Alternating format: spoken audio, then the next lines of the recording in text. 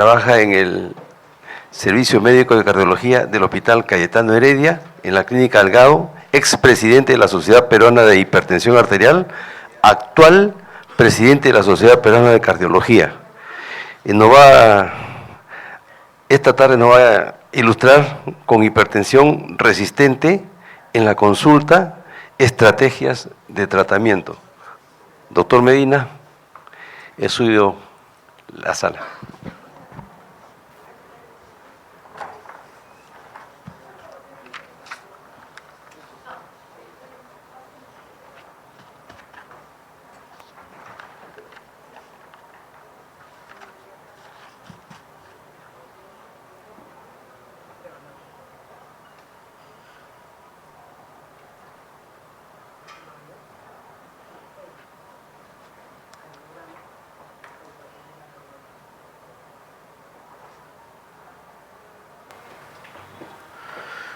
Muy buenas noches, gracias por la presentación. En verdad para mí es un honor estar con ustedes y disculpen el retraso.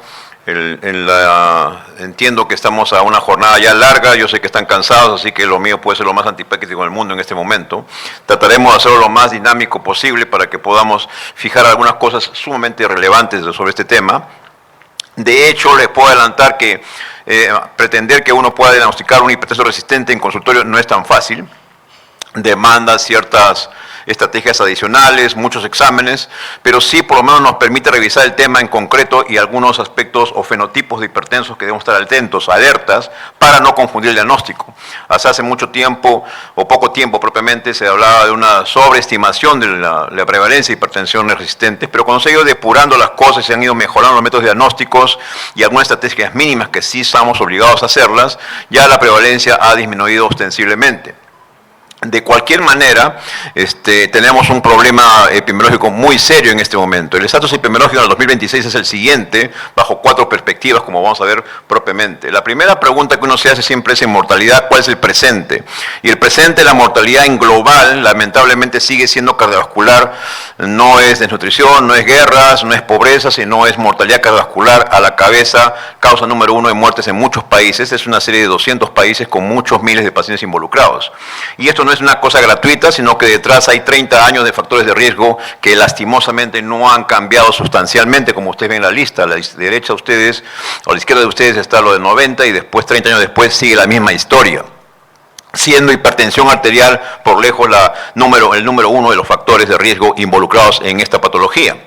La OMS se ha pronunciado muy recientemente sobre las estadísticas actuales, recopilando todos los datos, y en este momento estamos hablando de varios miles, cientos de pacientes hipertensos, por arriba de los 1.000 millones en el mundo, pero lo más triste no es eso, sino que lo más triste es la tasa de control que se reporta globalmente, y la tasa de control asumida hoy por hoy, en el mejor de los casos, es 20%. 1 de cada 5 hipertensos en el mundo está controlado, el resto no está controlado, lamentablemente. Y ahí va un primer mensaje para no confundir con que no esté controlado versus resistente. Uno dice, no funciona, y no es eso, sino que algo estamos haciendo mal. De hecho, todos saben las consecuencias de un hipertenso no controlado. Y finalmente sí, hay países que tienen algunos sistemas más inteligentes y probablemente mejor educación y prevención, como estos países que están acá, Filipinas, Corea, Bangladesh, que tienen ostensiblemente unas tasas de control del 65%, que si bien es 60%, que si bien es cierto es un número mayor, pero también significa que 40% no están controlados. Es como un caroceo, la mitad se muere y la otra mitad no se va a morir. En nosotros es casi las 8/4 partes o 4/5 partes que sí tienen un riesgo de muerte inminente. Digamos que ese es más o menos el panorama mundial. Lo siguiente, más relevante y lo más dramático y lo más escalofriante es el futuro. Evidentemente acá hay gente joven que sí lo va a vivir, yo no lo voy a vivir, estaría en el infierno o debajo de la tierra probablemente, pero en 25 años se ha hecho el cálculo aproximado de lo que va a ocurrir. Al 2050, ¿qué va a ocurrir? Y al 2050, si tenemos la misma conducta, la misma inercia médica, que es un mensaje importantísimo, inercia médica es lo peor que puede haber, que como ustedes saben es el capricho del médico de no hacer lo que dicen las guías o no hacer lo que dicen las evidencias. Hay que ser pues flexibles, si las evidencias lo muestran hay que hacerlo. Sin embargo, la inercia médica no permite hacer esto, de manera tal que, para hacer corta la historia, esto es lo que va a pasar. Todo se va a hacer 100% más, van a haber 20 millones por año de hipertensos que van a morir, y en general, como ustedes van a ver aquí, en general muertes cardiovasculares van a ser casi 35 millones, o sea, todo el Perú propiamente muertos de enfermedad cardiovascular para decirlo en números crudos. Y sí se ha hecho el desglosado por zonas, y Latinoamérica, que es el que nos interesa más propiamente, seguirá siendo la primera causa nuevamente de enfermedades vasculares, cerebrovasculares, cardiopatía isquémica, y detrás de esto hipertensión arterial. Ese es el panorama si es que no hacemos algo para frenar esta epidemia y nuestras conductas sobre todo. Perú, lastimosamente tenemos cifras todavía mucho más escalofriantes. Saben ustedes que este es el panorama de nuestro país. Nuestro país tiene propiamente una tasa de control todavía más pobre. Probablemente ustedes, no les digo que evidentemente ustedes deben tener tasas mucho mejores. La tasa reconocida nacional es 5% nada más de los hipertensos controlados en nuestro medio, explorado así en forma randomizada, pero evidentemente ustedes van a tener mucho mejores tasas de control, pero la tasa de la prevalencia no es nada despreciable. Entonces estamos hablando de una situación muy muy seria. En todo este grueso de pacientes es imposible que no se enfrenten a un hipertenso resistente, pero lo que pasa es que hay que hacerlo bien y adecuadamente, como es la idea de la discusión de ahora. La tasa de herencia también es ciertamente muy pobre en nuestros medios, 10%. 1 de cada 10 mantiene su medicación. Y curiosamente, eso también implica a la gente con seguros, o a la gente que tiene una medicación asegurada. Eso lo vemos mucho en CIS, en el MINSA, y lo vemos en práctica privada. Pero aparte que, a pesar de que tienen su medicación asegurada, la gente se olvida, el médico no le refuerza la idea, cree que le dice vas a descansar tus medicamentos unos meses, porque así hay esas historias medias escalofriantes, y le dicen que descanse y sencillamente a pesar que tiene la medicación segura. O sea, no es cuestión solamente de economía. Nuevamente, inercia, conocimiento y difusión. Ahora, entrando al capítulo 4, lo que significa la epidemiología resistente, ese es todo un dilema. Esta publicación va a ser próximamente publicada, está en línea nada más, pero les traigo una revisión interesante de lo que puede significar prevalencias en global. Todo es un metaanálisis, pero más o menos para que tengan una idea, son las cifras reportadas de lo que puede significar prevalencias en general en el metaanálisis. Y veremos en concreto qué tenemos. Esta es la publicación que les mencionaba, basada en 3 millones de personas más o menos, para ver de a qué nos vamos a enfrentar. Y evidentemente depende mucho de la población que ustedes van a mejorar, van a evaluar. Cuidado con los pseudo hipertensión resistente, cuidado con el hipertenso aparente resistente, y acá el hipertenso verdadero. Y en general, básicamente es 10%, probablemente, porque no es tan poquito tampoco. De cada 10 hipertensos que ustedes manejen, 1 puede ser resistente. Así que ténganlo en mente siempre en su espectro terapéutico. Más o menos es lo que dicen los estudios grandes, significativos, importantes. Y ciertamente en otras poblaciones obviamente puede ser peor. En los pacientes nefrópatas crónicos como un factor de riesgo son mucho más prevalentes, 22%. En los trasplantados, en el adulto mayor también puede ser diferente. Pero en global, población global que ustedes van a manejar, estén alertas. 1 de cada 10 que ustedes van a ver potencialmente podría ser resistente como una patología especial. Esta es la publicación que les digo que se va a mencionar próximamente, que tiene la data más reciente que hay en este momento sobre este capítulo, y algunos preceptos importantes propiamente. 10% más o menos es lo que se calcula con todas las series. Es un metaanálisis gigante, importante, el más reciente, ensayos randomizados, metaanálisis, guías, todo esto se ha juntado para poder sacar un extracto de lo que significa como lámina final epidemiológica de lo que significa esta patología.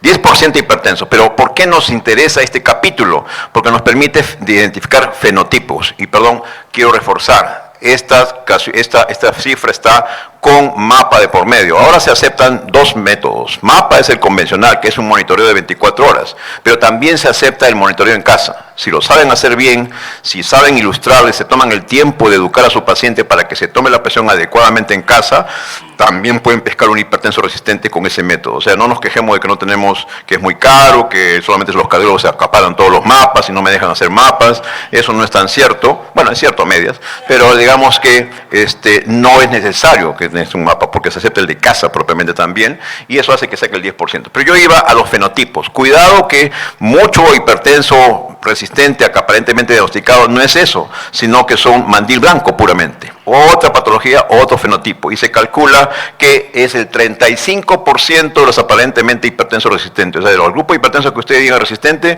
1 de cada 3 será un mandil blanco puramente, y eso no tiene nada que ver con lo que estamos discutiendo. Cuidado con lo otro más frecuente. Y lo más frecuente es que no tome medicamentos, sencillamente.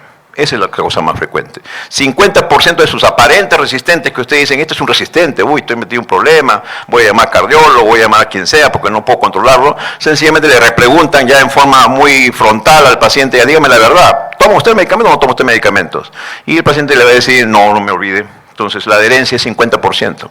Porque sacar la adherencia no es tan sencillo como un interrogatorio. La adherencia se tiene que hacer, si queremos hacerlo científicamente, se tiene que medir la concentración del fármaco en sangre, en orina, en el pelo, hay ahora diagnóstico en la saliva, etcétera, para poder saber si realmente hay adherencia o no. O sea, no es tan fácil. Tendríamos que confiar solamente en el paciente. Usted sabe que en la vida no hay que confiar en nadie. Entonces, el cuarto punto importante es los secundarios. Cuidado que no vaya a ser un secundario, y eso oscila entre el 5 al 25%. Entonces ya está dando varias premisas. ¿Por qué no sirve este capítulo antes que se me cansen? Resistente, antes, cuidado con mandil blanco, cuidado con cero resistente, cuidado con secundarios. Y ya depurando todos esos, igual ahí se quedan con 1 de cada 10 de los resistentes propiamente. Condiciones que ustedes pueden encontrar en los resistentes típicos. Esta es la típica constelación. Los que estamos obesos, los apnea sueño, los diabéticos, los nefrópatas, esos son los clásicos resistentes muy difíciles de manejar propiamente. Lo relevante es que se mueren. No hay discusión alguna.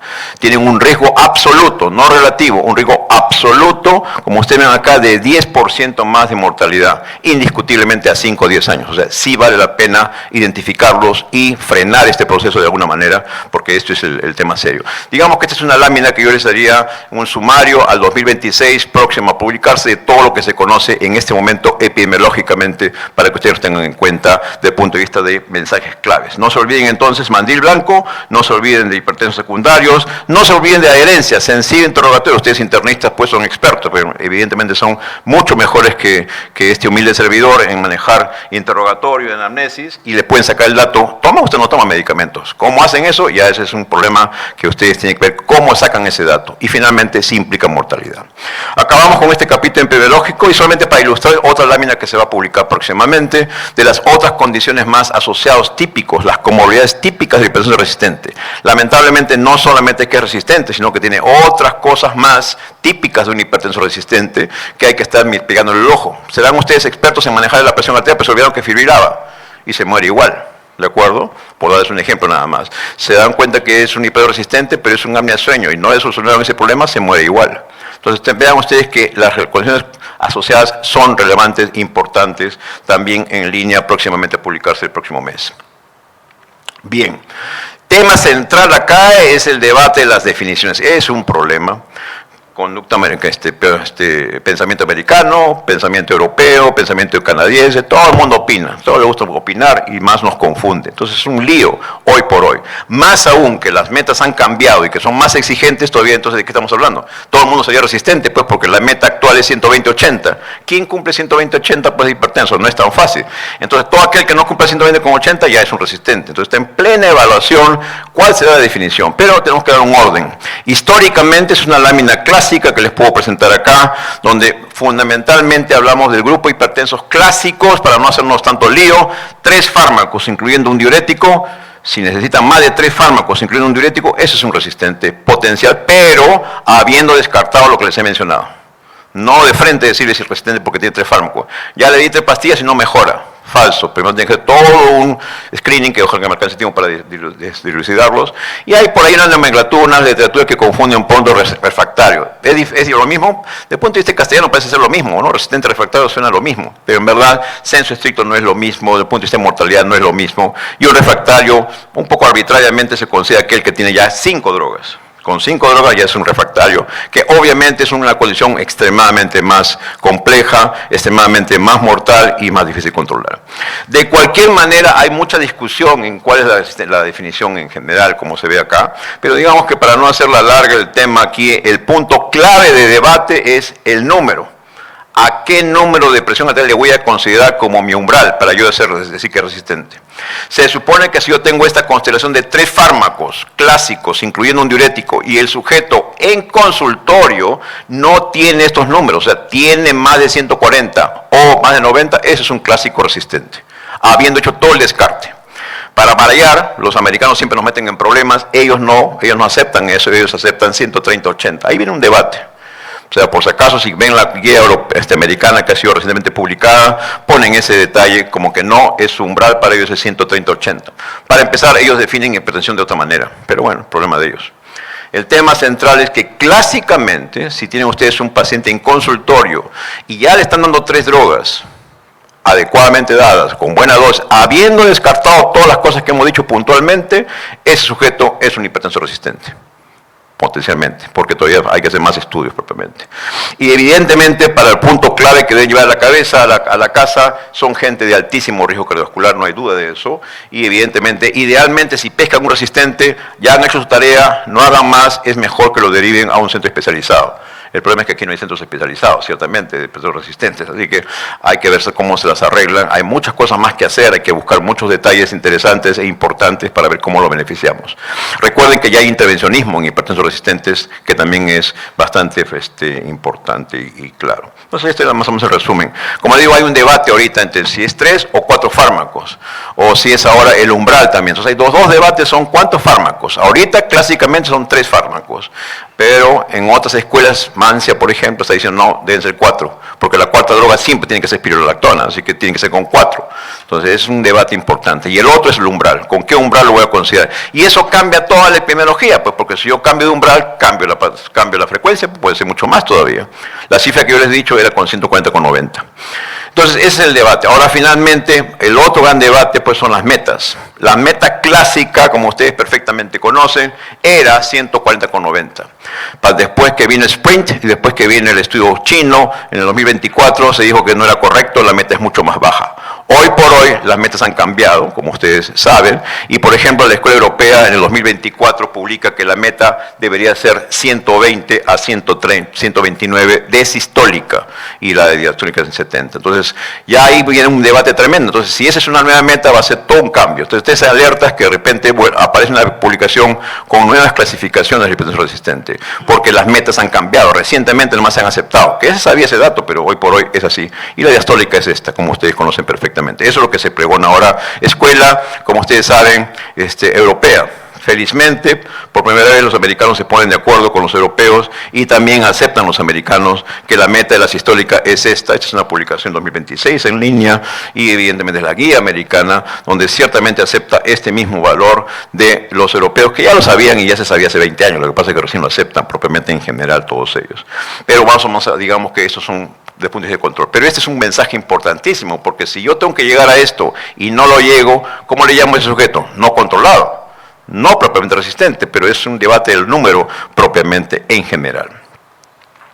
El reto, ¿cuál es el reto fundamental? Yo diría que el primer paso, y ahí no tiene nada que ver ni un cardiólogo, porque todos los cardiólogos igual se equivocan, o nos equivocamos para hacerlo más democrático, pero igual todo el mundo se equivoca en este tema.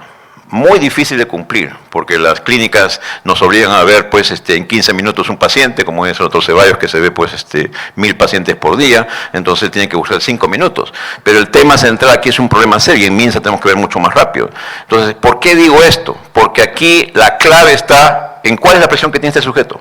¿Cómo sé qué presión tiene? ¿Y cómo lo determino? Con este dibujito.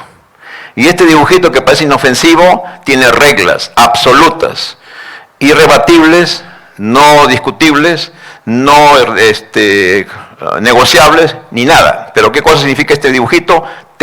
Tiempo. Esto implica 16 minutos. ¿Quién tiene 16 minutos para tomar la presión en su consultorio? Solamente la presión arterial. En 16 minutos usted tiene que ya haberse despachado para 10 pacientes por lo menos, propiamente, ¿no es cierto? Entonces, eso estamos hablando en casa, porque si se enteran afuera nos denuncian pues y nos enjuician. Pero es la verdad, pero en realidad este es el dato adecuado de cómo tomar la presión arterial. Si yo no sé el número del paciente, ¿cómo diablos le voy a decir que es resistente? Es una contradicción, pues, ¿no es cierto? Yo sé que este es el método y es el método más barato. ¿Por qué? Porque puedo ser sordo, porque no necesito que sea auscultatorio, soy sordo, pero igual tengo un digital y con eso es suficiente. Digital calibrado, evidentemente. Y ciertamente lo único que tengo es un espacio más o menos decente para que se siente y para poder tomar la presión arterial. Esto, evidentemente, ha sido igualmente criticado como que no es adecuado, pero ese es el que nos va a dar el número adecuado. Y ahí empieza la historia. Clasificar a un resistente significa medición precisa. Antes que le digas, eres un resistente. No es resistente, sencillamente que eres un incapaz de tomarme bien la presión arterial, es lo que me diría el paciente a mí, porque yo no soy resistente, si usted no sabe tomarme la presión. Los americanos también han aceptado que efectivamente en consultorio, esta es una medición precisa propiamente, sí se complementa con fuera del consultorio, pero lo importante es que uno lo pueda hacer en consultorio. Lo que pasa es que eso demanda tiempo, no es tan real. Un ejemplo de por qué es tan importante estos detalles, que cómo pongo el pie, cómo pongo la cintura, cómo pongo la cara, que te digo, que no te digo, ¿no es cierto? Bueno, esta es la base. Está publicada en 2022, todo lo que puede significar, solamente por darles un ejemplo nada más. Si no se me ocurre, que este es muy clásico, ¿no? Porque los clásicos, que la gente no se entere, las películas siempre dicen que al paciente se eche, pero para la presión arterial es un crimen, no se debe echar, pues, porque echado te da un rango de, como ustedes dicen acá, de variación de menos 11 a más 10 milímetros, o sea, con ese numerito ya estás muerto, porque estarías en 150, 170, lo que fuere. Solamente porque ese pequeño detalle. Por lo tanto, es un problema muy serio para esto. Necesitamos respetar todas estas reglas, por eso es que se consensó todas esas disposiciones y por eso es que el dibujito es válido.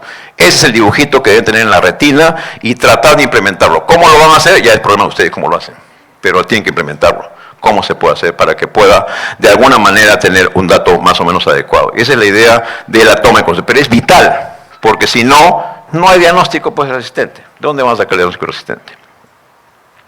Y evidentemente otra publicación interesante, importante, que los aparentemente resistentes, vean ustedes, falso diagnóstico. Esta es una serie interesante de pacientes para ver, y se comparó la medición hecha en triaje, típico de sitios que hacen triaje, hay muchas clínicas que hacen triaje, tomar presión arterial, y de ahí ya se lo pasan al médico para que el médico, ya soberbio, ya tengo el dato de la presión, entonces le doy la prescripción. Craso error, pues, porque se ha hecho esa comparación entre triaje versus personal entrenado. Obviamente que ese triaje no es un personal entrenado de ninguna manera, porque le pagan muy poco, así que poco probable que sea personal entrenado. Es probablemente una técnica de enfermería, una cosa es que no va a poder. Bueno, lo que se hizo en el diagnóstico, en el estudio, fue ver cuánto se equivocaba, 33%. O sea, las personas que toman en triaje, 1 de cada 3 te está mintiendo o se está equivocando absolutamente. No es tan fácil esto está publicado, claramente demostrado.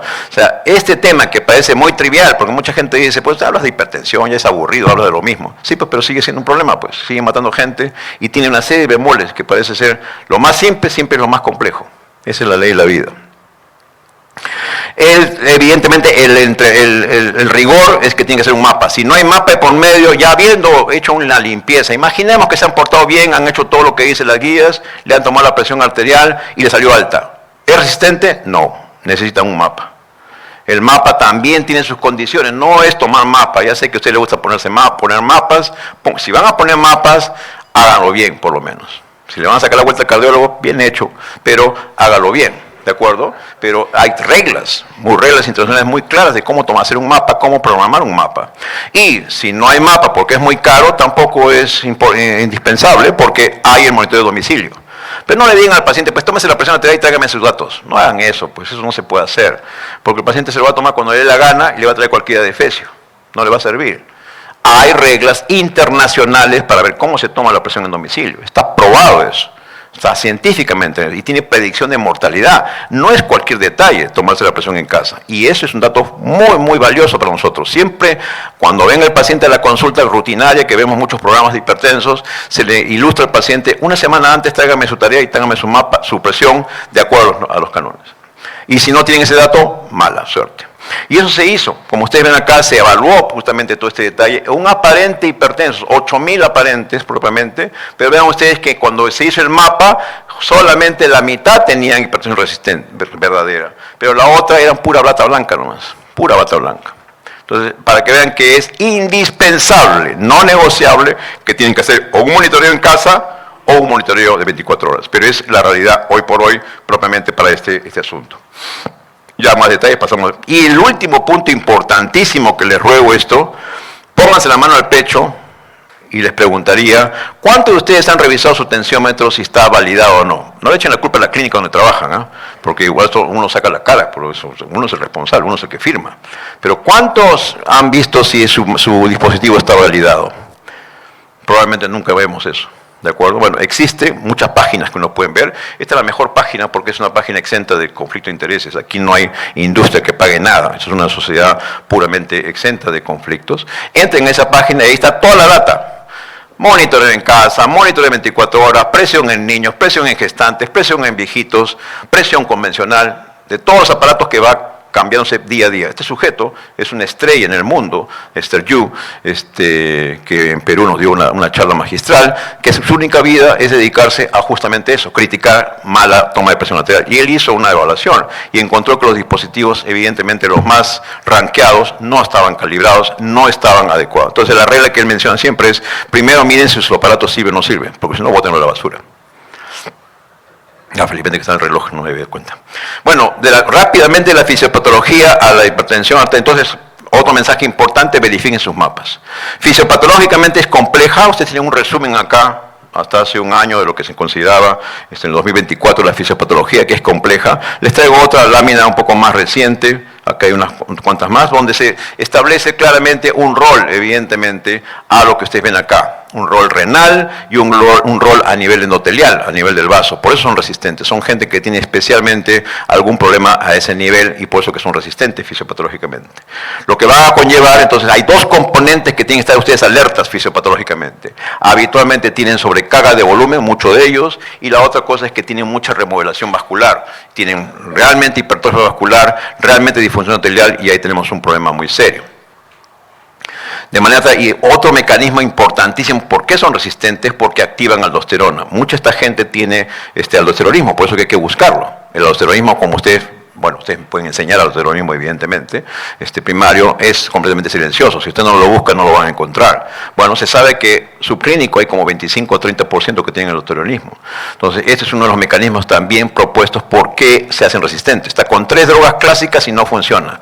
¿Le has buscado aldosteronismo primario o no le has buscado aldosteronismo? Y ahí está la clave, uno de los mecanismos adicionales que están involucrados. Evidentemente, endotelina. ¿Por qué les muestro esto? Porque hacia ahí viene la ciencia ahora. Las nuevas drogas atacan esto, atacan la síntesis de aldosterona, ya hay drogas al respecto, funcionales interesantes, hay drogas contra endotelina también, que ahora lo vamos a mencionar brevemente. Y la lámina más reciente que está por publicarse es esta que les muestro, para que tengan alerta sobre, está todo el sumario fisiopatológico, que más o menos dice lo mismo, pero digamos que actualizado, y además que el dibujo está más bonito. Entonces, el tema es rigidez arterial, por un lado, resistencia incrementada periférica, hay un sobrecarga de volumen, y finalmente hay retención de volumen, propiamente de fluidos. Esos son los mecanismos que están detrás de un hipertenso resistente. Entonces ya se dan una idea por dónde va mi tratamiento. Si estos son los mecanismos que están metidos en esta pobre persona, este pobre paciente, ya sé cómo lo voy a atacar propiamente. Hay más mecanismos, pero no tenemos mucho más tiempo. Comorbilidad, ya les hemos mencionado que esta gente no viene sola, generalmente viene con mucho, no es el hipertenso resistente aislado, difícil, es un error, no es buen diagnóstico. Generalmente tienen comorbilidades, raro que no tengan comorbilidades propiamente. Y ustedes ven acá lo que puede significar, además, características asociadas. Sí se puede uno intuir, pero no somos house, pues, como en las películas, ¿no? Que vamos a decir, tú eres un resistente. Pero sí hay ciertas particularidades clínicas que uno puede saber. Gordito, apnea del sueño, todo lo que hemos comentado, que les puede dar la pista de que debe ser resistente o no va a ser tan fácil de controlar propiamente en general. Pronóstico, ya hemos mencionado que lastimosamente tiene 5 veces más posibilidades de tener eventos cardiovasculares, incluyendo la muerte. Por eso es importante diagnosticar una hipertensión resistente. Felizmente, 1 de cada 10 nomás de sus pacientes que van a ver va a ser resistente propiamente. Otras series más interesantes de lo que significa pronóstico propiamente. Y pasamos rápido para que no cansarlos y no aburrirlos más y que no me hagan el tiempo para lo que signifique propiamente manejo. En general es una situación muy mala, es categorizada como de alto riesgo, de muy alto riesgo cardiovascular y tienen que ser muy intensivos y buscar todas las comorbilidades, controlarlas muy bien porque es un paciente de muy, muy alto riesgo. Hay por ahí una literatura que discute entre refractario y resistente y evidentemente el refractario tiene la de perder, es mucho peor. Bueno, son 5 drogas también, no es tan fácil. Algoritmo previo antes de decirle a ustedes es un resistente. ¿Qué tenemos que hacer propiamente? Tienen ustedes unas recomendaciones esenciales. Ya hemos comentado el nivel de presión arterial, que es una discusión abierta. Pues tomaremos el 140-90, que me parece pues consensuada por ahora. Y 3 fármacos, como hemos dicho. Prioridad, descarte que no sea un pseudo hipertenso. Ustedes también son pues expertos en eso, en semiología. Saben muy bien que en adulto mayor lo primero que tengo que sacar es que no sea un pseudo hipertenso. Y pseudo hipertenso es por rigidez arterial, y eso es muy fácil de hacer el diagnóstico, es una maniobra muy sencilla de Osler y con eso yo sé si es un paciente propiamente pseudo resistente o no. Primera cosa que tengo que descartar en adulto mayor. Descartar secundaria, hay pistas que me van a decir, y evidentemente lo primero que yo me hago, ya veremos en terapéutica después qué más hacer. Después traeremos los flujos más grandes. Lo importante, nuevamente, el brazo de que no sea un pseudo hipertenso, y ahí está en que no vi que tiene rigidez arterial, en que la terapia es inapropiada, la medición inapropiada, bata blanca, no adherencia, y medicamentos subóptimos tomados propiamente. Y el otro brazo importante es que sea un hipertenso, como ustedes ven acá, secundario. O sea, son las dos premisas que tienen que ustedes antes de comenzar a trabajar con el resistente primero. Entonces, las dos primeras cosas que tienen que hacer es hacer un mea culpa y ver, ¿estaré tomando bien la presión arterial? ¿Será un mandil blanco? ¿Será un pseudohipertenso? ¿Qué está pasando con este sujeto en general? Muy rápidamente esto, acá están las causas más frecuentes de pseudoresistencia, como ustedes ven acá, un resumen muy apretado de esto, pero esa es la norma, pseudohipertensión. Antes de ustedes hablar de que es un hipertenso resistente propiamente, las causas están acá puestas, de lo que pueden significar todo este tipo de cosas, estamos reiterando este tema, y bata blanca no lo olviden, bata blanca no es despreciable. Bata blanca puede significar 25%, en otras series 30%. Pero por si acaso no es una condición benigna. Mucha gente erróneamente dice, es un bata blanca, nerviosito, tenso, le cobre mucho la consulta, se pone así. Bata blanca de verdad, si es un bata blanca, tiene 2 veces más tasa de mortalidad, se muere. Y bata blanca en 4 o 5 años se hace hipertenso de verdad. No es un cualquier ofensivo. Bata blanca es una cosa seria. Adherencias mata, ya lo decía una luminaria que puede significar resistente. El hecho de no tomar medicamentos claramente hace que haya mortalidad. Y una serie muy reciente lo demostró acá. Cuando usted ve acá la serie de los aparentes, el metaanálisis más grande de muchos estudios, demostró que la causa más frecuente, ¿por qué no controlaban? Sencillamente porque no eran adherentes. Esa es la causa número 1, propiamente. 85 pacientes no eran controlados aparentemente, no eran que no eran controlados, simplemente que no tomaban la pastilla, básicamente. O sea, no escatimen tiempos en ver cómo le sacan ese dato, si lo toma o no lo toma propiamente. Y más recientemente se publicó en gente joven. Hay mucha gente joven que se cree en Superman y que porque tienen 40 años dicen que no le va a pasar nada. Ya se demostró, eso se hizo estudios en gente de 40 años, que igualmente se va a morir. Va a tener mortalidad muy incrementada, 57% más en gente joven, entre 20 y 44 años, sin enfermedad cardiovascular e hipertensos. Sí se mueren y sí hacen problemas serios cardiovasculares en general. Y finalmente la secundaria, ustedes saben que hay muchas causas, no vamos a entrar en detalles porque sería un capítulo gigantesco, no tengo tiempo para eso lamentablemente, pero una pista interesante está en este espectro, en función de la edad. Según la edad yo puedo más o menos pensar cuáles son las posibilidades más grandes. En gente muy jovencita, que no creo que usted lo vea porque eso es para el mundo de los pediatras, están estas posibilidades. Ya tengo más años, ya tengo que pensar en estas posibilidades para que yo piense en la secundaria y por lo tanto busque esa posibilidad, que no es despreciable, es un punto importante, serio.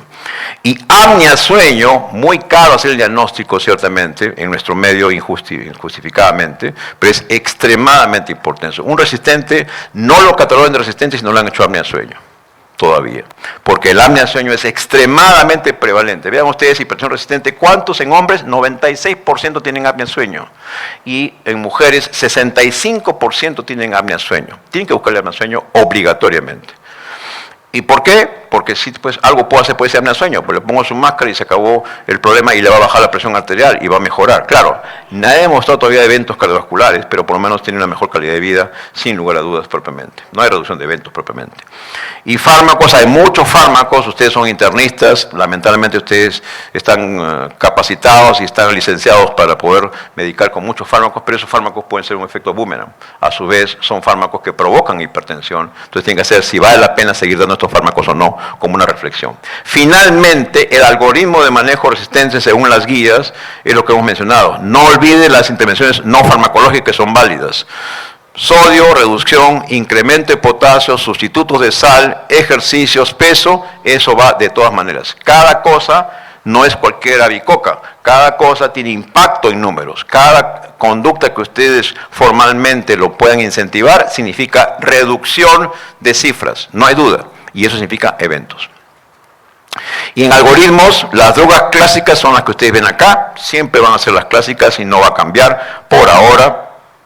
4 ejes importantes, como ustedes conocen perfectamente, y ya se sabe claramente, según la literatura europea, dice claramente, con 2 fármacos tengo la posibilidad de controlar 60%. Con 3 fármacos tengo la posibilidad de controlar 90%.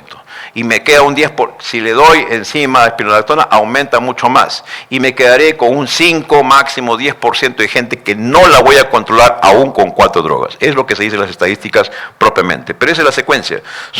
De sus 4 familias, las 3 clásicas, el IECA o el RAS en general, calcitoagonista, diurético y tipo tiazida o tiazida-like, la que más les guste a ustedes o que pueda pagar el paciente.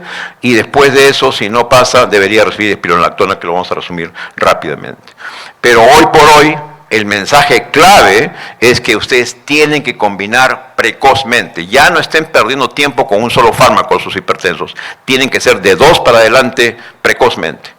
Raramente se va a usar un solo fármaco. Gente muy joven con una expresión que sí, que no, adulto mayor, ortostatismo, cosas específicas, pero la gran mayoría tiene que recibir terapia combinada del saque, como se preconiza ahora. El manejo entonces, como hemos dicho claramente, es esto, sus pasos iniciales, el paciente no está en meta, ya hice la evaluación, y en cuanto a las tiazidas, propiamente veo si la tiazida está en una buena dosis propiamente, pero de repente el sujeto necesita una clortalidona porque tiene cierta disfunción renal, podría ser una opción, pero mejoro la tiazida. Hasta acá estoy con 3 drogas. Si no funciona, mi 4ª droga tiene que ser, a no ser que sea intolerable o contraindicado, espironolactona hoy por hoy. Y evidentemente hay otro contrincante que puede también ser una alternativa bastante interesante, que es el plerone, pero que de principio evidentemente espironolactona tiene mucho más, salvo que haya colaterales en general, como es el paso 4. Y si ya tengo que avanzar más, ya tendré que hacer más discusión en otro paso cuando no funcionen estos agentes, o tengo que verificar mi diagnóstico y nuevamente insistir con que no haya secundarismo, etcétera, como ustedes conocen bien. Avanzo rápido, espironolactona tiene su historial, es inamovible, tiene un estudio placebo controlado y mostró ser eficaz. Sí, es cierto, sus colaterales, atentos a eso, ustedes son internistas de primera línea, sé que saben muy bien que hay que estar mirando potasio. Si no hay problemas con espironolactona o ginecomastia, sigan para adelante y va a ser una excelente droga, aparte que es barata. Ese es el estudio clásico, no vamos a entrar en detalles. Y entró a la palestra lo más novedoso que ha entrado, basado en evidencias y con muchos estudios interesantes, y que hoy por hoy probablemente sea una droga que ya la van a traer a Perú, es este agente que inhibe la sintasa de aldosterona. Ya es un mecanismo más específico, no bloquear la aldosterona, sino inhibir que se sintetice. Más inteligente pues la estrategia, obviamente. Que es un inhibidor selectivo en gente, miren, que tenían 130-80, más arriba de eso, típico americano. O sea, condición americana. Y el estudio fue interesante, mostró beneficios, se ha hecho mucho metaanálisis ya con muchas drogas. Este es el primero de esa familia, hay otra más, pero que es probablemente una de las más atractivas en resistente. Ya cuando están en el caballo, ya hicieron lo que tenían que hacer, sus 3 drogas no funciona, probablemente me vaya a este agente propiamente. Fármacos emergentes, George Macris, que lastimosamente murió, uno de los más grandes hipertensiólogos, nefrólogos del mundo, en 2024 publica un paper que les recomiendo que lo lean porque está todo el sumario de hipertensión, se adelantó al futuro del sujeto, pero es el tipo de brillante, tiene toda la historia de hipertensión arterial, de todas las estrategias, incluyendo ya, él hablaba de denervación renal como un futuro cercano. Y él decía muy claramente, primero, conducta de vida, estilo de vida, pero no se hagan problemas, no tendría por qué fallar, hay 100 agentes, hay 8 clases de familia, y este es el futuro. Las nuevas familias que van a venir, muchas de ellas ya hay en el medio, son las nuevas familias que van a venir, esténse atentos a eso. El más reciente, el más precoz que va a venir es inhibidor de sintasa, pero es para un grupo específico. No se dejen sorprender, no es porque me muestren el drog que me van a ir a pasear a toda Disneylandia, no, eso no es así, no funciona, así no es la cosa. Sencillamente es para hipertensos resistentes cuando ya hicieron lo que ustedes tienen que hacer. Y no funcionó, es válido, y sí hay drogas interesantes, importantes, propiamente. Y acá están pues las nuevas clases de drogas con su mecanismo, no quiero perturbarlos con esto, pero sí existen drogas interesantes, pero el núcleo, el core de lo que significa la terapia estándar no se mueve. Los 3 fármacos siguen siendo válidos, calcitoagonistas, RAS y diuréticos siguen siendo el núcleo, más espironolactona sigue siendo el núcleo para manejar el grueso paciente, a no ser que tenga otro.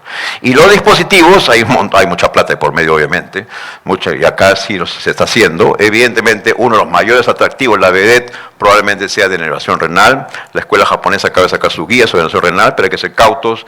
Efectivamente, cuando ya hice todo lo que tenía que hacer, ni modo, denervación renal es atractivo. No hay desenlaces todavía, pero sí es atractivo. Sí funciona, efectivamente. Hay todo un espectro, y más, no tenemos tiempo para otras cosas más, porque hay estimulación simpático, valorreceptor, un montón de cosas más, pero el más interesante, más a la mano propiamente sea este.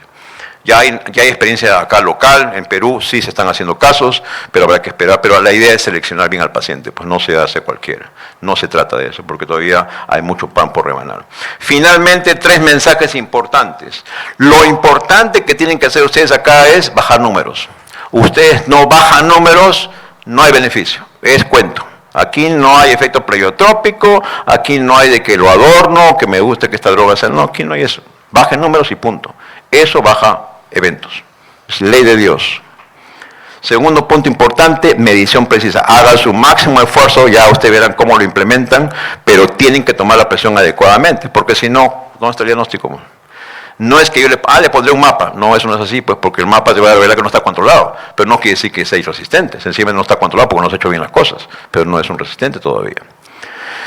Como ustedes ven acá, tienen el mapa, tienen la casa, lean sobre casa, hay protocolos, el más aceptado ahorita de casa es de 7 días, 3 tomas en la mañana, 3 tomas en la noche, 7 días, pero habiendo descansado con toda la rutina. Tienen que explicarle, hay que tomarse unos minutos de la consulta para explicarle cómo lo va a hacer. O lo van explicando consulta por consulta, así le cobran otra consulta, pues para sacarle. Le van haciendo por pedacito, le van haciendo cómo se debe tomar la presión en casa. El algoritmo al 2026, que es la novedad, les traigo esto que se publica próximamente también, es este. Ya acabo, no se asusten. Propiamente tenemos esta sospecha, propiamente que ustedes saben acá, un screening. Lo más importante, busquen bata blanca, hacen monitoreo en casa propiamente, busquen adherencia y busquen causas secundarias. Son las 3, digamos, mandamientos iniciales. ¿De acuerdo? Y si eso sale negativo, check, es un hipertenso resistente, verdadero. ¿De acuerdo? Eso es lo principal. Lo que pasa es que este paso no es tan fácil, porque sacar un secundario, pues saquen que no sea secundario. Tiene que ser Doppler de renales, tiene que ser calcotamina, metanefrinas. Bueno, ustedes son internistas, pero ustedes son más que yo, así que no les voy a insultar con eso. Y una vez que confirmo el diagnóstico, el meollo del asunto está acá, donde el tratamiento. Ya hemos dicho los estilos de vida, no lo desprecien, son importantes, bajan números. Bajar 1 kilo, por cada kilo, baja 1 punto de presión arterial. Si le bajo la sal, bajan 5 puntos. Y hoy se preconiza mucho usar sustituto de sal, que significa bajo sodio, aumento potasio y un comprimido. Es un buen negocio, dicho sea, no sé por qué no lo hacen, pero es un buen punto ese, de hacer este tipo de comida. Ya está demostrado científicamente. Cuidar el sueño propiamente y buscar apnea sueño propiamente como una terapéutica. Ustedes vienen acá y tienen acá esta parte. La terapia triple que hemos hablado, un acápite interesante sobre la terapia diurética.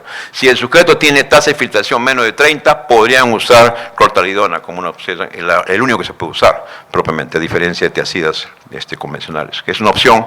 O sea, revalúan, pues este diurético estará bien para él, vamos a chequear, mejor le doy clortalidona porque le conviene más. Y de repente con eso la chuntan y se acabó el problema, ya se acabó su resistencia aparente. Sencillamente era un mal manejo inicial del tratamiento. Y ustedes ven acá, evalúan el control de la presión arterial por mapa o con domicilio, como ustedes ven acá, y continúan. Y si no, ya viene.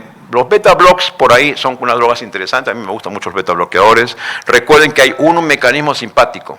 Existe un mecanismo simpático esta gente. Por lo tanto, sí es lícito. Podrían usar un beta block también como una droga interesante e importante. Y si no, todo lo que hemos hablado, drogas interesantes que se vienen, hasta dispositivos. Más o menos es el esquema. Mi intención no era hablar de hipertensión resistencia en general, sino fundamentalmente lineamientos y reforzar un poco de conceptos importantísimos, mucho más importantes que un resistente. Lo importante es que hagan lo que puedan, pero háganlo bien. Y luchen contra la inercia, por favor. Es un lema importante. No seamos tan cerrados, abiertos a la evidencia. Lo pueden discutir ciertamente, pero las evidencias son claras. La inercia es lo peor que tenemos y es un serio problema en general. Muchas gracias por la atención y gracias por la invitación. ¿Preguntas? Sí, Pablo.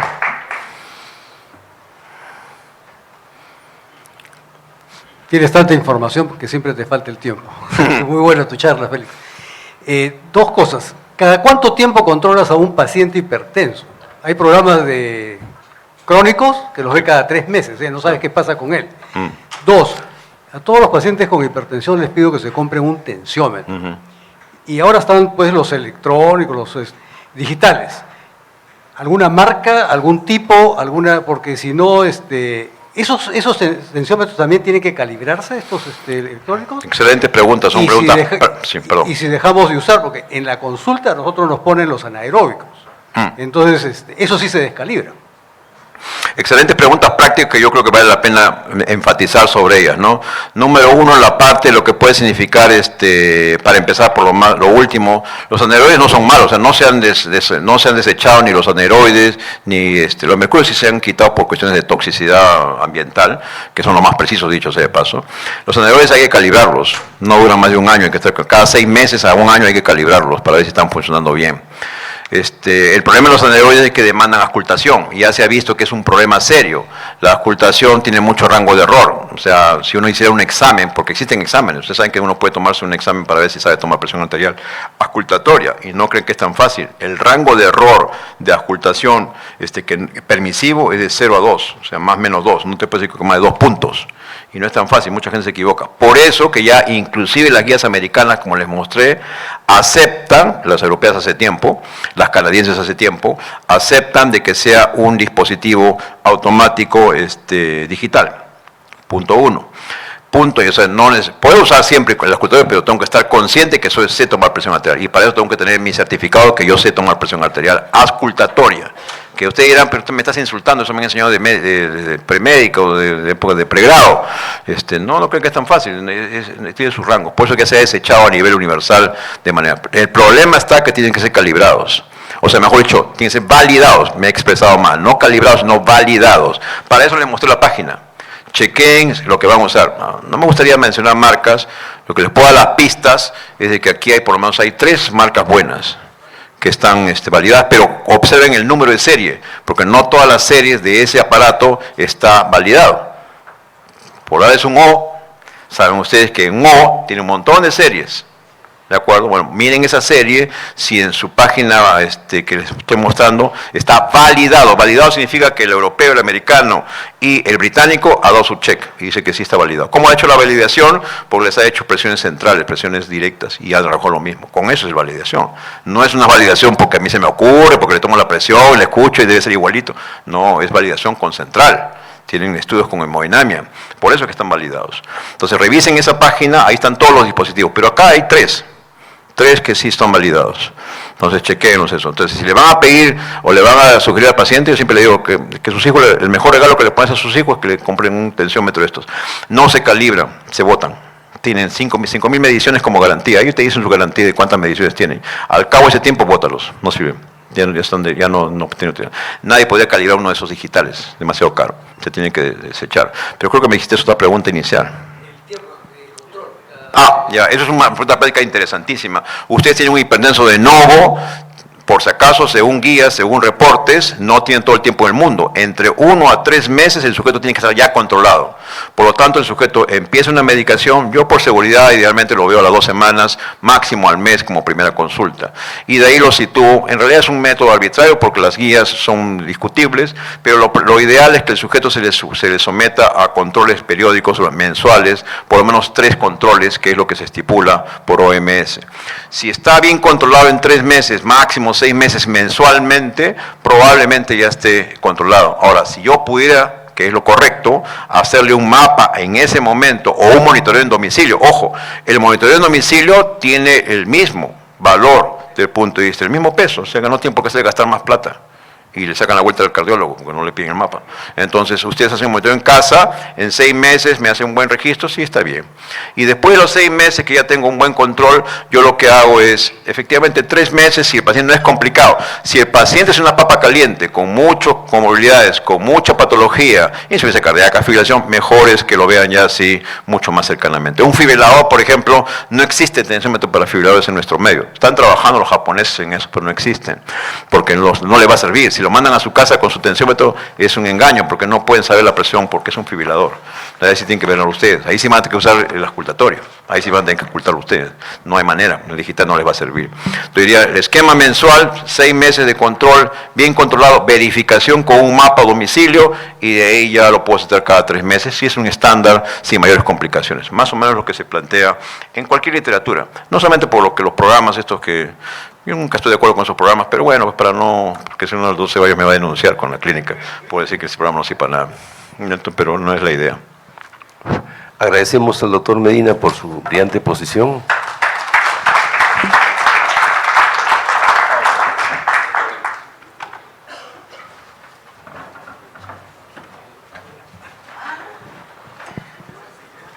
A continuación, tenemos al doctor Julio César Jiménez Paredes.